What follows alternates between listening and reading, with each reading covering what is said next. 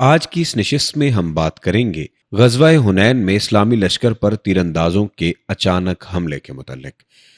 نشست کے آغاز میں درود پاک سے آپ بھی شامل ہو جائیں۔ بسم اللہ الرحمن الرحیم، اللہم صلی علی محمد وعلی آل محمد وعترتہ بعدد کل معلوم لک۔ السلام علیکم ناظرین، سیرت النبی صلی اللہ علیہ وآلہ وسلم کی نشست نمبر 103 میں خوش آمدید۔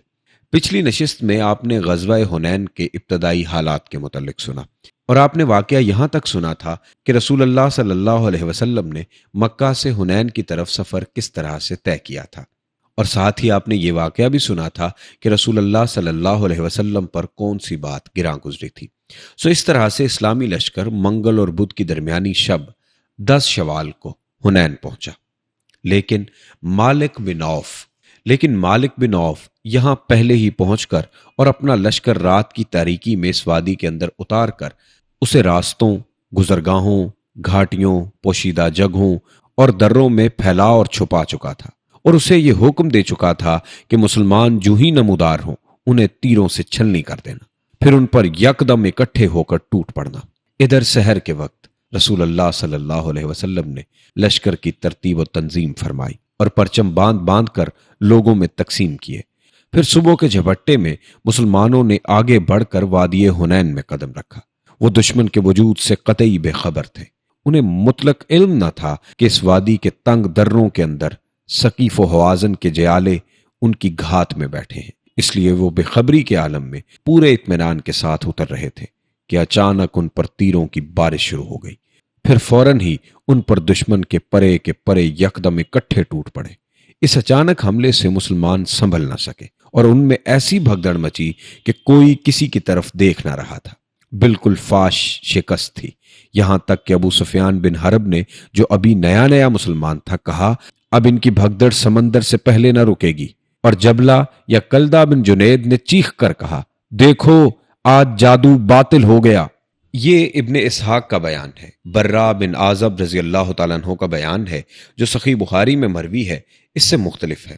ان کا ارشاد ہے کہ حوازن تیر انداز تھے، ہم نے حملہ کیا تو بھاگ کھڑے ہوئے، اس کے بعد ہم غنیمت پر ٹوٹ پڑے تو تیروں سے ہمارا استقبال کیا گیا۔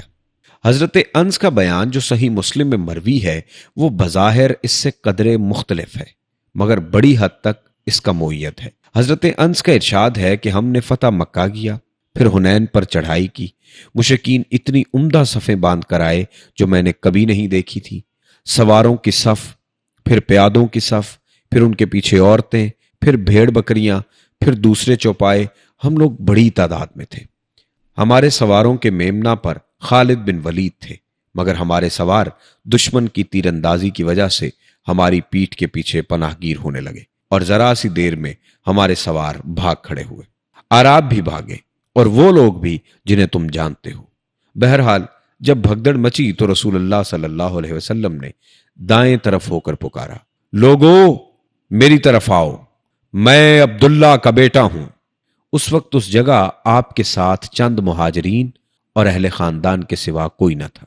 ان نازک ترین لمحات میں رسول اللہ صلی اللہ علیہ وسلم کی بے نظیر شجاعت کا ظہور ہوا، یعنی اس شدید بھگدڑ کے باوجود آپ کا رخ کفار کی طرف تھا اور آپ پیش قدمی کے لیے اپنے خچر کو ایڑی لگا رہے تھے اور یہ فرما رہے تھے انا النبی لا کذب، انا ابن عبد المطلب، میں نبی ہوں، یہ جھوٹ نہیں، میں عبد المطلب کا بیٹا ہوں۔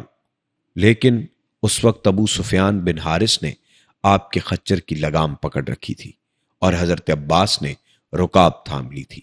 دونوں خچر کو روک رہے تھے کہ کہیں تیزی سے آگے نہ بڑھ جائے۔ اس کے بعد رسول اللہ صلی اللہ علیہ وسلم نے اپنے چچا حضرت عباس رضی اللہ تعالیٰ عنہ کو، جن کی آواز خاصی بلند تھی، حکم دیا کہ صحابہ کرام کو پکاریں۔ حضرت عباس کہتے ہیں کہ میں نے نہایت بلند آواز سے پکارا درخت والو، بیت رضوان والو، کہاں ہو؟ واللہ وہ لوگ میری آواز سن کر اس طرح مڑے جیسے گائے اپنے بچوں پر مڑتی ہے، اور جواباً کہا ہاں آئے، ہم ابھی آئے۔ حالت یہ تھی کہ آدمی اپنے اونٹ کو موڑنے کی کوشش کرتا اور نہ موڑ پاتا تو اپنی زرہ اس کی گردن میں ڈال پھینکتا اور اپنی تلوار اور ڈھال سنبھال کر اونٹ سے کود جاتا اور اونٹ کو چھوڑ چھاڑ کر آواز کی جانب دوڑتا۔ اس طرح جب آپ کے پاس 100 آدمی جمع ہو گئے تو انہوں نے دشمن کا استقبال کیا اور لڑائی شروع کی۔ اس کے بعد انصار کی پکار شروع ہوئی، او انصاریو! پھر یہ پکار بنو حارث بن خزرج کے اندر محدود ہو گئی۔ ادھر مسلمان دستوں نے جس رفتار سے میدان چھوڑا تھا اسی رفتار سے ایک کے پیچھے ایک آتے چلے گئے اور دیکھتے دیکھتے فریقین میں دھواں دار جنگ شروع ہو گئی۔ رسول اللہ صلی اللہ علیہ وآلہ وسلم نے میدان جنگ کی طرف نظر اٹھا کر دیکھا تو گھمسان کا رن پڑ رہا تھا۔ فرمایا اب چولہا گرم ہو گیا ہے۔ پھر آپ نے زمین سے ایک مٹھی مٹی لی اور دشمن کی طرف پھینکتے ہوئے فرمایا شاہت الوجوہ، چہرے بگڑ جائیں۔ یہ مٹھی بھر مٹی اس طرح پھیلی کہ دشمن کا کوئی آدمی ایسا نہ تھا جس کی آنکھ اس سے بھر نہ گئی ہو۔ اس کے بعد ان کی قوت ٹوٹتی چلی گئی اور ان کا کام زوال پذیر ہوتا چلا گیا۔ مٹی پھینکنے کے بعد چند ہی ساعتیں گزری تھیں کہ دشمن کو فاش شکست ہو گئی۔ ثقیف کے تقریباً 70 آدمی قتل کیے گئے اور ان کے پاس جو مال، ہتھیار، عورتیں اور بچے تھے مسلمانوں کے ہاتھ آئے۔ یہی وہ تغیر ہے جس کی طرف اللہ سبحانہ و تعالیٰ نے اپنے اس قول میں ارشاد فرمایا۔ ارشاد باری تعالیٰ ہے، اور اللہ نے حنین کے دن تمہاری مدد کی جب تمہیں تمہاری کثرت نے غرور میں ڈال دیا تھا، پس وہ تمہارے کچھ کام نہ آئی، اور زمین کشادگی کے باوجود تم پر تنگ ہو گئی، پھر تم لوگ پیٹھ پھیر کر بھاگے۔ پھر اللہ نے اپنے رسول اور مومنین پر اپنی سکینت نازل کی اور ایسا لشکر نازل کیا جسے تم نے نہیں دیکھا، اور کفر کرنے والوں کو سزا دی، اور یہی کافروں کا بدلہ ہے۔ شکست کھانے کے بعد دشمن کے ایک گروہ نے طائف کا رخ کیا، ایک نخلا کی طرف بھاگا، ایک نے اوتاس کی راہ لی۔ رسول اللہ نے ابو عامر اشعری رضی اللہ تعالیٰ عنہ کی سرگردی میں تعقب کرنے والوں کی ایک جماعت اوتاس کی طرف روانہ کی۔ فریقین میں تھوڑی سی جھڑپ ہوئی، اس کے بعد مشرکین بھاگ کھڑے ہوئے۔ البتہ اسی جھڑپ میں اس دستے کے کمانڈر ابو عامر اشعری رضی اللہ تعالیٰ عنہ شہید ہو گئے۔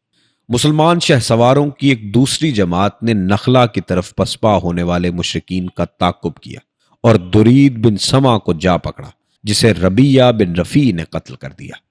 شکست خوردہ مشرکین کے تیسرے اور سب سے بڑے گروہ کے تعقب میں جس نے طائف کی راہ لی تھی، خود رسول اللہ صلی اللہ علیہ وسلم مال غنیمت جمع فرمانے کے بعد روانہ ہوئے۔ اب اگلا سوال مال غنیمت کا تھا۔ مال غنیمت یہ تھا کہ قیدی 6000، اونٹ 24,000، بکری 40,000 سے زیادہ، چاندی 4000 اوقیہ یعنی 1,60,000 درہم، جس کی مقدار 6 کوئنٹل سے چند ہی کلو کم ہوتی ہے۔ رسول اللہ صلی اللہ علیہ وسلم نے ان سب کو جمع کرنے کا حکم دیا، پھر اسے جیرانہ میں روک کر حضرت مسعود بن عمرو غفاری کی نگرانی میں دے دیا، اور جب تک غزوہ طائف سے فارغ نہ ہو گئے اسے تقسیم نہ فرمایا۔ قیدیوں میں شیمہ بنت حارث سعدیہ بھی تھی، جو رسول اللہ صلی اللہ علیہ وسلم کی رضائی بہن تھی۔ جب انہیں رسول اللہ صلی اللہ علیہ وسلم کے پاس لایا گیا اور انہوں نے اپنا تعارف کروایا تو انہیں رسول اللہ صلی اللہ علیہ وسلم نے ایک علامت کے ذریعے پہچان لیا، پھر ان کی بڑی قدر و عزت کی، اپنی چادر بچھا کر بٹھایا اور احسان فرماتے ہوئے ان کی قوم میں واپس کر دیا۔